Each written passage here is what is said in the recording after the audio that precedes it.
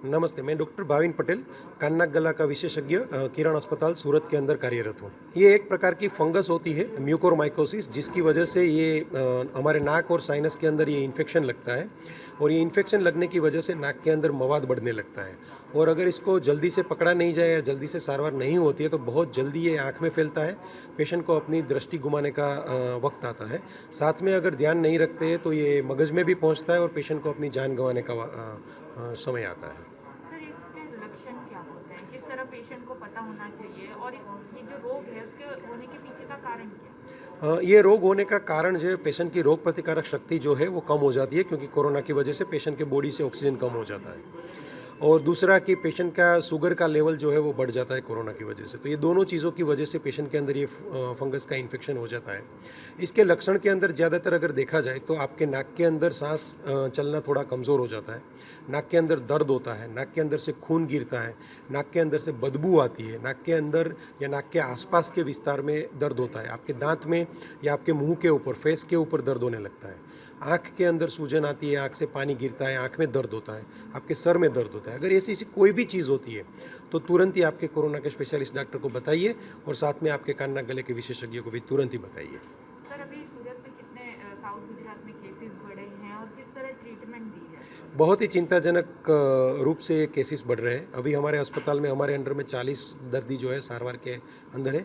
हमारे पास अगले कुछ दिनों के लिए 60 पेशेंट का 60 पेशेंट्स का वेटिंग लिस्ट है और पूरे भारत से पूरे गुजरात से आसपास के महाराष्ट्र और मध्य प्रदेश के इलाकों से हमारे पास इंक्वायरी आ रही है और वेटिंग लिस्ट बढ़ता ही जा रहा है।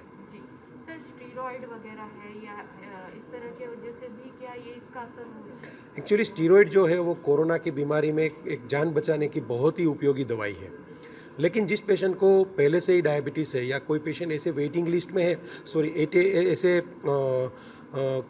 ऐसी उसको शक्यताएं रहती है कि भविष्य में डायबिटीज़ होगा उनको, इन लोगों को स्टीरॉयड की दवाई की वजह से शुगर एकदम ही बहुत ही बढ़ जाता है, जैसे छत के पार चला जाता है।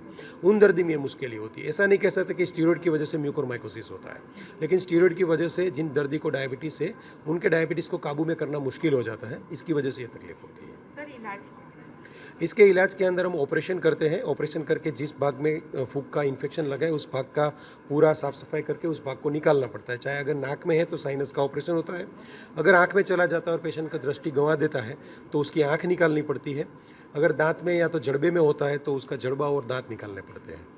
Sir injection? और उसके साथ साथ सिर्फ ऑपरेशन एक इलाज नहीं है, ऑपरेशन के साथ साथ 1.5 महीने का एक इंजेक्शन का कोर्स होता है। वो पूरा कोर्स करते हैं तब जाके पेशेंट के शरीर के अंदर से ये फूक को हम निकाल पाते हैं। सर 1.5 महीने के दौरान कितने इंजेक्शन लगाने पड़ते हैं? क्या इजीली अवेलेबल है ये इंजेक्शन? पेशेंट के वजन के मुताबिक रोज़ के 4 से 6 इंजेक्शन लगते हैं और ये 1.5 महीने तक लगाने होते हैं, यानी तकरीबन 150 से 180 इंजेक्शन का ये कोर्स होता है।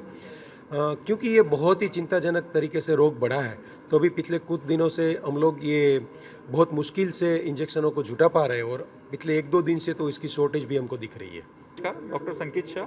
मैं किरण अस्पताल में आँख और आँख की कीकी के एक्सपर्ट के तौर पे पिछले 4 साल से फ़र्ज निभा रहा हूँ। जो आजकल सबको पता है, कोरोना की महामारी के बाद एक म्यूकोरमाइकोसिस करके सेकेंडरी इन्फेक्शन बहुत कॉमनली देखने को मिल रहा है। ये बीमारी जिनको कोरोना का इन्फेक्शन हुआ है और जो दर्दी डायबिटीज़ है या जिनका शुगर लेवल बहुत सडनली, डायबिटीज़ नहीं थे लेकिन कोरोना के ट्रीटमेंट के दौरान स्टीरॉयड की दवाई लेने की वजह से शुगर लेवल बढ़ जाता है या ओवरऑल इम्यूनिटी जिनकी डाउन है, उनमें बहुत कॉमनली देखा जा रहा है। आज की डेट में किरण अस्पताल में अराउंड 40 के आसपास पेशेंट एडमिटेड है जो म्यूकोरमाइकोसिस की ट्रीटमेंट ले रहे हैं। इसमें से 8 पेशेंट की हमें आँख भी निकालनी पड़ी थी। आँख निकालने का पर्पस ये था कि अगर आँख नहीं निकालते तो ये इन्फेक्शन ब्रेन में स्प्रेड होने की संभावना रहती है और जो काफ़ी हद तक जीवलेन भी साबित हो सकती है, दर्दी को अपना जीव भी गुमाना पड़ सकता है।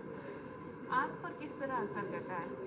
श्वेता जी, इसमें ऐसा रहता है कि जैसे आपने अभी हमारे ईएनटी के कान नाक गले के विशेषज्ञ से बात की, ये रोग पहले नाक और साइनसिस में स्प्रेड होता है। अगर नाक और साइनसिस में हमने अगर अर्ली डिटेक्शन कर लिया इसका और वार्निंग साइंस जो है उसको आइडेंटिफाई कर दी तो हम इसको आँख में स्प्रेड होने से बचा सकते हैं। लेकिन अगर किसी तरह से हम ये वार्निंग साइंस को आइडेंटिफाई नहीं कर पाते तो ये रोग सबसे पहले आँख के पीछे के हिस्से में रेट्रोबल्बर स्पेस में स्प्रेड होता है और रेट्रोबल्बर स्प्रेड में एक बार स्प्रेड होने के बाद जो आँख के लक्षण रहते हैं वो मुख्यत्वे रहते हैं आँख की पलकों का पलके नीचे आ जानी, आँख का गोला बाहर की तरफ आ जाना, आँख की रोशनी कम हो जानी, दर्द पेशेंट को डबल दिखने लगने का और आँख के पीछे के हिस्से में दर्द होने लगना। आँख की जो चमड़ी रहती है कई बार काली पड़ने लगती है। ये सारे लक्षणों के साथ आँख में प्रेजेंटेशन आता है।